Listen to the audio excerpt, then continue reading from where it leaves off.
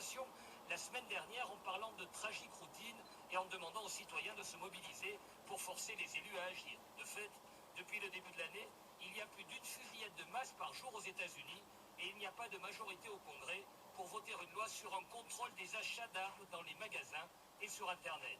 Washington, Frédéric Arbonne, France Info. Pas de répit en Israël, les attaques au couteau continuent et désormais les agresseurs appartiennent aux deux camps. Pour la première fois, un Israélien a blessé 4 hommes, dont des Palestiniens, à Dimona, dans le sud du pays. Le Premier ministre israélien, Benjamin Netanyahou, a fermement condamné. L'accès à l'esplanade des mosquées à Jérusalem est de nouveau interdit aux hommes musulmans de moins de 50 ans. C'est un chemin semé d'embûches pour Michel Platini, le patron du football européen, démis de ses fonctions pour 3 mois, a décidé de faire appel. Il maintient pourtant sa candidature pour la présidence de la FIFA. Platini qui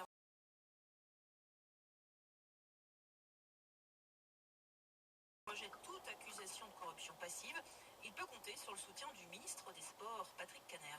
Moi, je lui apporte toujours mon soutien jusqu'à preuve du contraire. Il faut le laisser présenter des arguments. Je mesure aujourd'hui voilà, son état d'esprit quand même. Il doit être dans une logique peut-être un peu comme un boxeur dans les cordes, mais en même temps, c'est un boxeur.